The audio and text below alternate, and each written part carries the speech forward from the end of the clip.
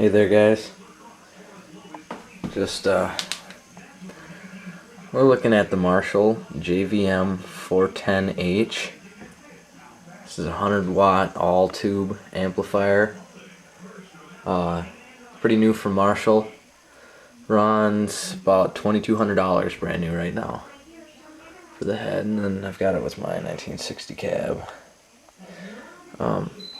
Basically what's so good about this is it's a hybrid of the best parts of all three types of amplification: digital, solid state, and your tube amps.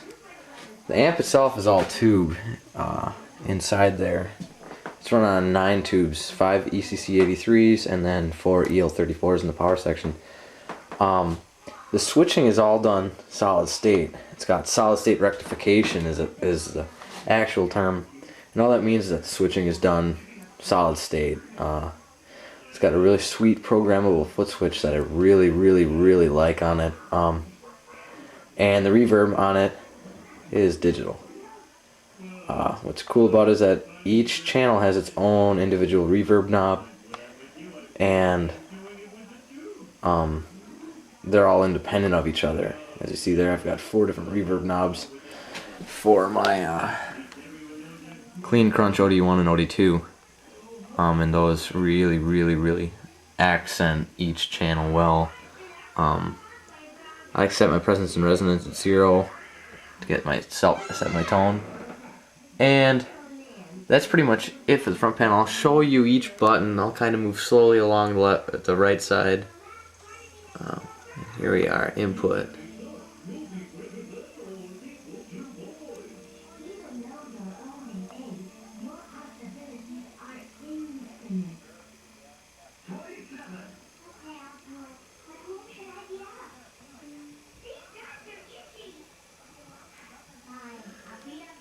That's the standby with silent recording. There it is, the Marshall JVM410h amplifier. Okay, now I flipped the amp around so you can see the back. Here are the speaker outputs. It's got 5 different ones for ohmage and number of cabinets you're running on those ohmages. Here's your first effects loop.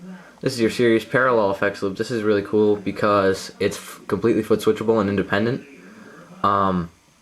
So you can set it to whatever you want with the mix knob and the active passive level, and turn it on and or off each channel, or any time basically, if you have it set on your foot switch. And you can turn it off on the foot switch too, so it's completely up to you, which is really cool about it. Here we've got the serial effects loop or the power amp insert, and that's on all the time. If you use it, you can't foot switch that one. Here we've got our emulated line out with speaker simulation. It doesn't say it on there, but it's got a cab simulator on there that kind of gives it more of a bass and middle response. Less treble response on there. And then there's the foot switch. One of the things I like about this amp is that the nuts on the outputs are color coded, so when you have your amp set up on stage, you know where the foot switch cord goes in. You know, it's the white one. And then here's our MIDI patch, our MIDI in and through. On our power with our biased cap, or whatever you want to call that. I don't really know what to call it, but it's where you set your tube bias when you change your tubes. I don't know if, yeah, you can kind of see them in here. Those are the EL34s in the power section. I'll be taking off in just a second the spec so you can really see the inside of the amp. And in here we have not 1, but 2 JCM 800 transistors. And those are pretty much awesome. So that's the Marshall JVM410, and I'll get this back off so you can see what it's like. Okay, so now I've got the back off, and I'll just show you the inside and the tubes. As you can see, there's the Marshall ECC83, EL34, the EC83 in the middle, those are pretty much your standard tubes. These came all stock. This is all stock in here, by the way. I bought this in May, and it is now November of 08. So here it is, really. Yeah, just a good look at those transistors. Really heavy, really nice.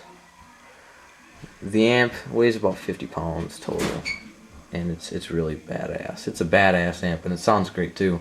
I'll get some sound samples in just a little bit, but I just want to give you a good look at this. There you go. Okay, so now I'm back. I have the amp on here. I'm just gonna kind of run through some basic sounds, starting with the clean channel, and I'll go through the different modes and what they all kind of do. And this might take a few takes, so if there's some chops in the video, that's alright. Sorry about that, but that's how it goes. I'm using a Gibson Les Paul Standard, so it's pretty good guitar to be comparing to, because it's popular, you know. So if you're looking at buying one of these, maybe let me know if you want any different kinds of guitar combos with this, cause you know, to see what your guitar will sound like. And I've got quite a few, so if you have a different guitar that you think might sound different, just let me know, and I will do my best to try and emulate that on here. Okay, so anyways, let's start off with the clean channel green mode. If you can kind of see where my finger's pointing here, in the upper right hand corner of your screen, I'm in the green mode, and in the green mode of the clean channel, the volume here does not run in the chain, and the reason for that is that way the signal path on the green channel clean channel green mode is as short as it possibly can be, so it kind of retains the guitar's natural tone.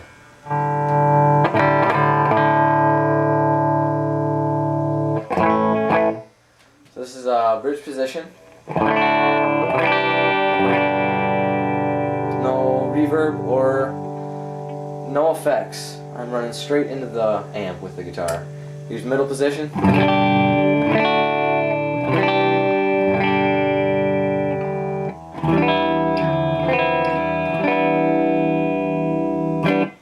Neck position.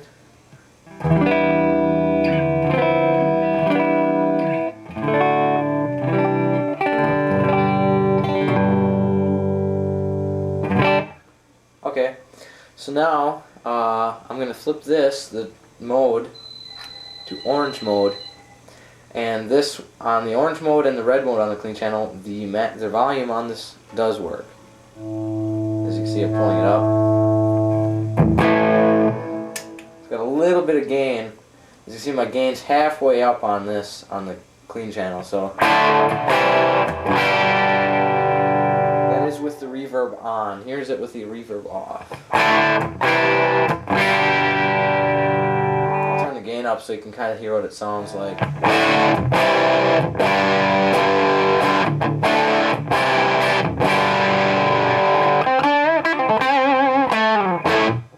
Okie doke. So now we'll flip that back and go to the red mode right away, and I'll show you what that sounds like here.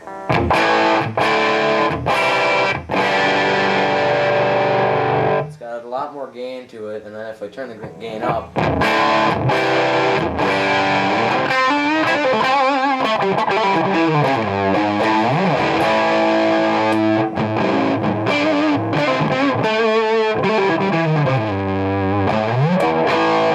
it's got a really fuzzy, overdriven sound through the clean channel.